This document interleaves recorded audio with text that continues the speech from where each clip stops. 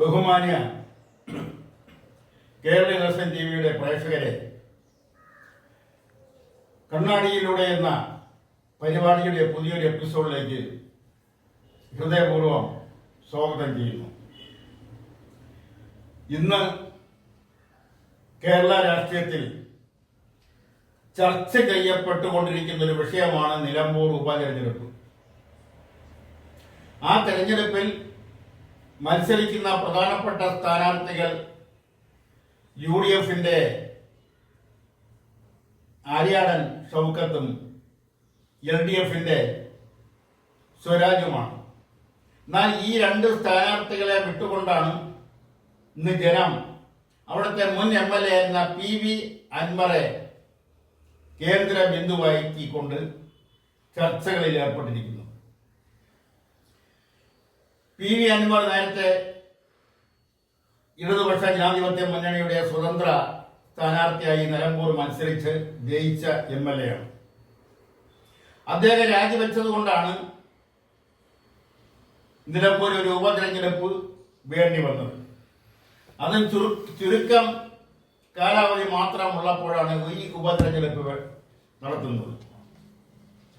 അവിടെ PV അൻവർ സ്വാഭാവികമായും UDFന്റെ ഐക്യ ജനാധിപത്യ മുന്നണിയുടെ ഭാഗമാകുമെന്നാണ് എല്ലാവരും ധരിച്ചിരുന്നത്.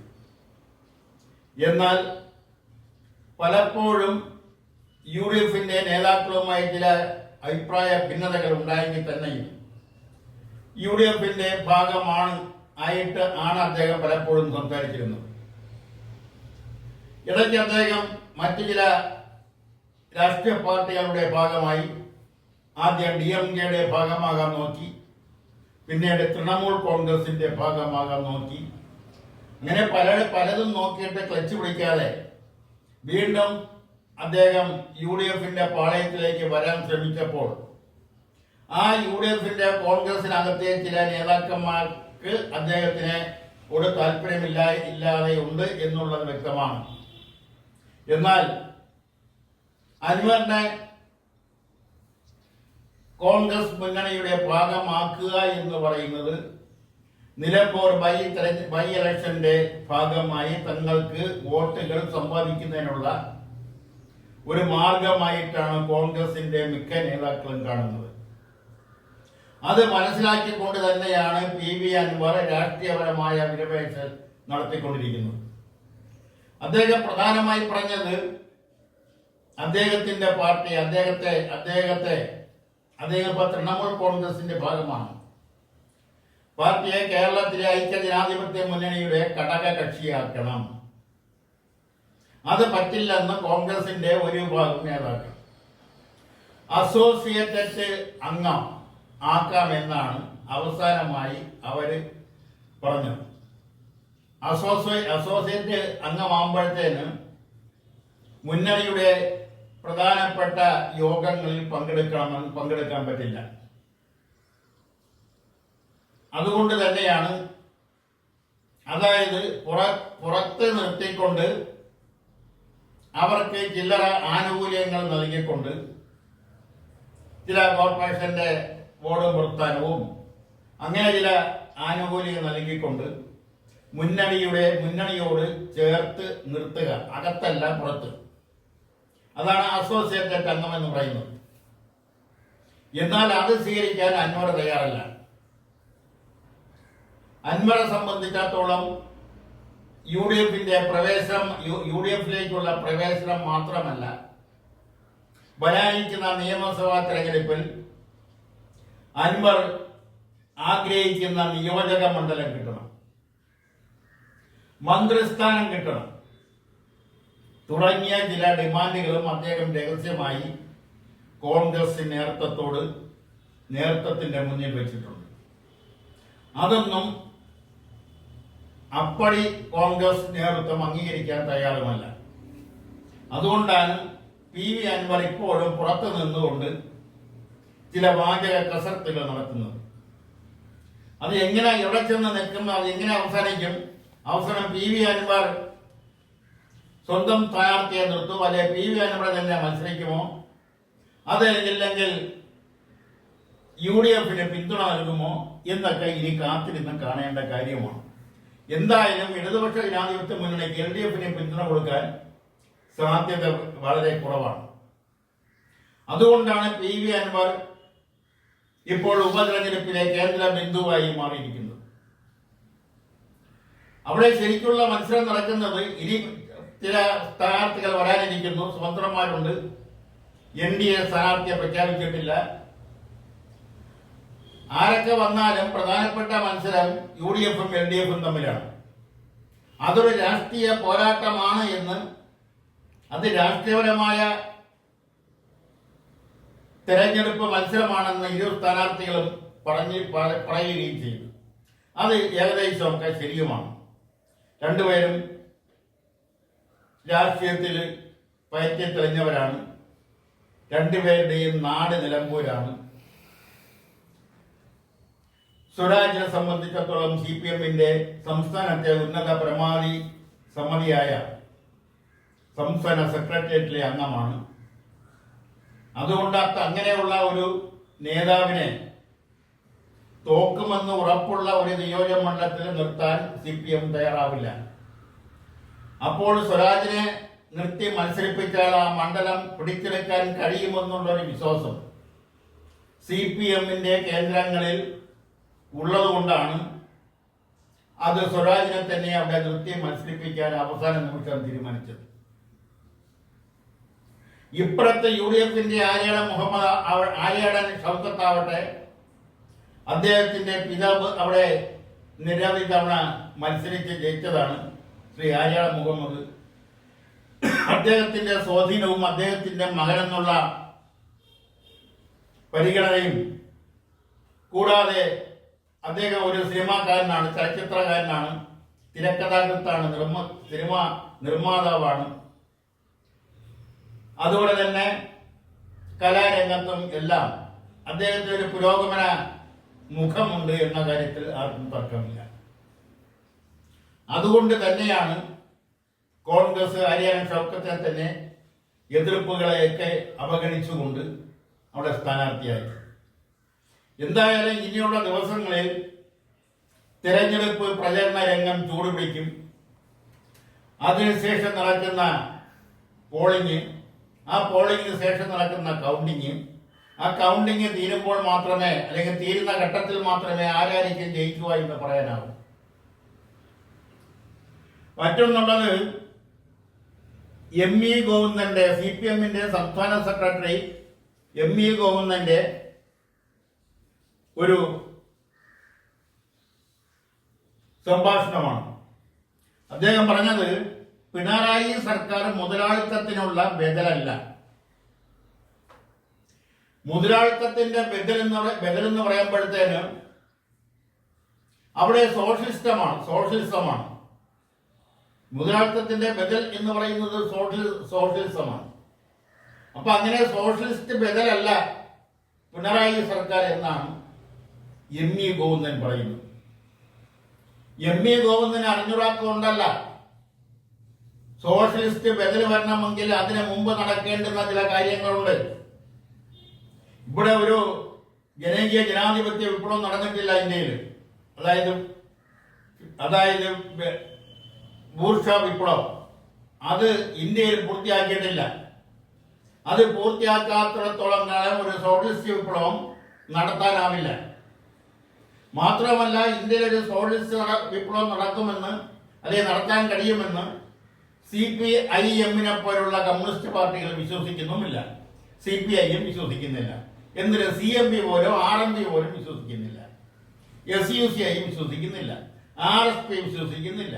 CPI വിശ്വസിക്കുന്നില്ല. അങ്ങനെ ഇന്ത്യയിൽ ഏകദേശം 40-ലധികം കമ്മ്യൂണിസ്റ്റ് പാർട്ടികൾ, ചെറുതും വലുതുമായ കമ്മ്യൂണിസ്റ്റ് പാർട്ടികൾ പ്രവർത്തിക്കുന്നുണ്ട്. അവരിൽ ഒരു വിരലിൽ എണ്ണാവുന്നവർ മാത്രമാണ് ഇന്ത്യയിൽ സോഷ്യലിസ്റ്റ് വിപ്ലവം നടത്താൻ കഴിയുമെന്ന് വിശ്വസിക്കുന്നത്. മറ്റാരും തന്നെ അത് വിശ്വസിക്കുന്നില്ല. അവരെല്ലാം തന്നെ ഇന്ത്യൻ ജനാധിപത്യത്തിന്റെ, അല്ലെങ്കിൽ ഇന്ത്യയുടെ രാഷ്ട്രീയ കാലാവസ്ഥയ്ക്ക് അനുസൃതമായ മാറ്റങ്ങൾ അവരുടെ പാർട്ടിയിൽ, പരിപാടിയിൽ, നയപരിപാടിയിൽ വരുത്തിക്കഴിഞ്ഞു. അതുകൊണ്ട് ME ഗോവിന്ദന്റെ ഈ അഭിപ്രായം മാർക്സിസം ലെനിനിസത്തിന്റെ ബാലപാഠം അറിയാവുന്നുള്ള എല്ലാവർക്കും അറിയാവുന്നുള്ള കാര്യമാണ്.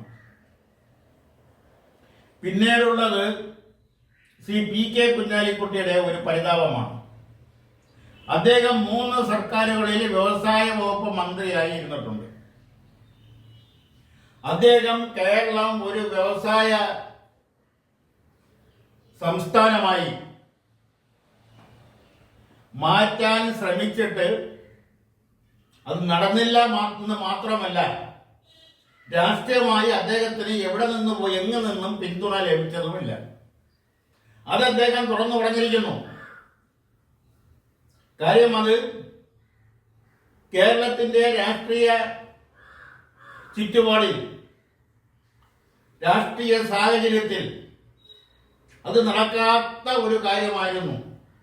പ്രത്യേകിച്ചും ഐക്യജനാധിപത്യ മുന്നണി സർക്കാർ അധികാരത്തിലിരിക്കുമ്പോൾ ആ സർക്കാരിന്റെ ഭാഗമായ വ്യവസായ വകുപ്പ് മന്ത്രി ശ്രീ PK കുഞ്ഞാലിക്കുട്ടി ഒരു വ്യവസായ പോസിറ്റീവ് നാടായി, സംസ്ഥാനമായി കേരളം മാറ്റിയെടുക്കണമെന്ന് അദ്ദേഹം ആഗ്രഹിച്ചിട്ടുണ്ടാവാം. അതിനുവേണ്ടി ചില ശ്രമങ്ങളും നടത്തിയിട്ടുണ്ടാവാം. പക്ഷെ മറുവശത്ത് നിൽക്കുന്ന പ്രതിപക്ഷം എന്ന് പറയുന്നത് CPIM നേതൃത്വം കൊടുക്കുന്ന ഇടതുപക്ഷ ജനാധിപത്യ മുന്നണിയാണ്. ഒരു കാരണവശാലും അങ്ങനെ ഒരു മാറ്റം കേരളത്തിൽ വരണമെന്ന് CPIM ആഗ്രഹിക്കില്ല. അത് അവരുടെ സർക്കാർ ഇരിക്കുകയാണെങ്കിൽ അവരത് ആഗ്രഹിക്കും. അതങ്ങനെയാണ് കേരളത്തെ സംബന്ധിച്ചിടത്തോളം. അതുകൊണ്ടാവണം അദ്ദേഹം വീണ്ടും പറയുന്നു, വ്യവസായം വരണമെങ്കിൽ സാമ്പത്തിക രംഗം വളരണം, ഇവിടെ നിക്ഷേപങ്ങൾ ഉണ്ടാവണം, അതിനുവേണ്ടിയുള്ള സാഹചര്യങ്ങൾ, ഭൗതിക സാഹചര്യങ്ങൾ സൃഷ്ടിക്കണം. അതൊക്കെ എങ്കിൽ മാത്രമേ ഇവിടെ സാമ്പത്തിക വളർച്ച ഉണ്ടായെങ്കിൽ മാത്രമേ, നിക്ഷേപങ്ങൾ വന്നെങ്കിൽ മാത്രമേ ഇവിടെ വ്യവസായപരമായ വ്യവസായ മേഖല വളർത്താൻ കഴിയൂ. അങ്ങനെ ഒരു സാഹചര്യം ഇപ്പോൾ ഉണ്ടായി തുടങ്ങിയിരിക്കുന്നു എന്ന് അദ്ദേഹം പറഞ്ഞിരിക്കുന്നു. അതിന് പ്രതിപക്ഷം അദ്ദേഹവും അദ്ദേഹത്തിന്റെ പാർട്ടിയും എല്ലാവിധ പിന്തുണയും നൽകുന്നുണ്ടെന്നും അദ്ദേഹം അടിവരയിട്ട് പറഞ്ഞിരിക്കുന്നു.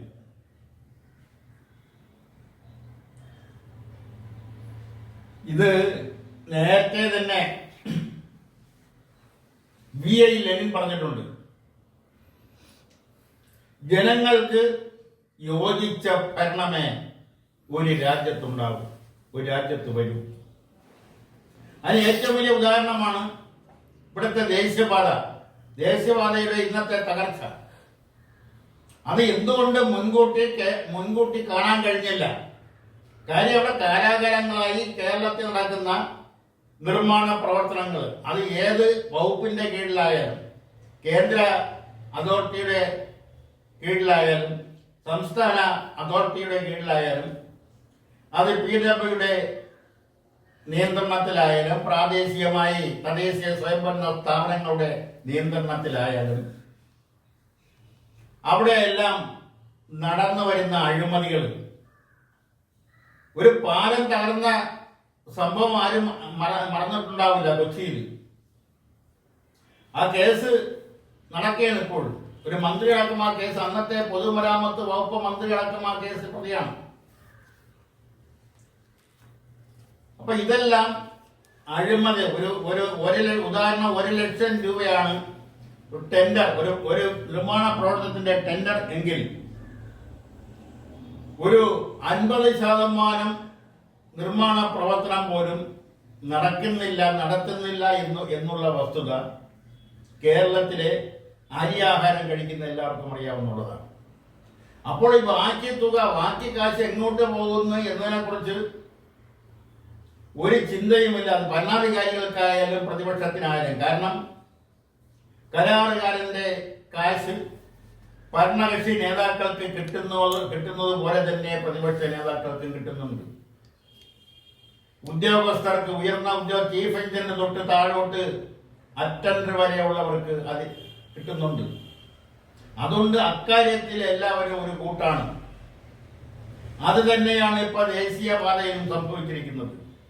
ദേശീയപാത കേന്ദ്ര അതോറിറ്റിയുടെ കീഴിലാണ്, അവർ കൊടുത്ത കരാറുകാരനാണ് അത് നിർമ്മിക്കുന്നത് എങ്കിൽ തന്നെയും കേരളത്തിലെ അതിവിദഗ്ധരായ എഞ്ചിനീയർമാരുണ്ടല്ലോ, വിജിലൻസ് ഉണ്ടല്ലോ, അവരുടെ ഒരു കണ്ണ് ആ ദേശീയപാത നിർമ്മാണത്തിലേക്ക് ഒന്ന് അയച്ചിരുന്നുവെങ്കിൽ, ഒന്ന് അങ്ങോട്ട് നോക്കിയിരുന്നുവെങ്കിൽ ഇപ്പോൾ ഇവിടെ നടന്നിരിക്കുന്ന നിർമ്മാണ പ്രവർത്തനങ്ങളുടെ അനുമതികളെല്ലാം കണ്ടെത്താൻ കഴിയുമായിരുന്നു.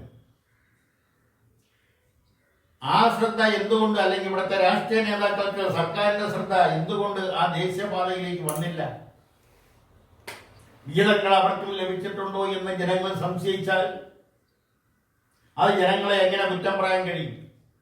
അതുകൊണ്ടാണ് ഒരു നൂറ്റാണ്ടിന് മുമ്പ് വി.ഐ. ലെനിൻ പറഞ്ഞത്, ജനങ്ങൾക്ക് യോജിച്ച ഭരണകൂടമേ വരൂ എന്ന്.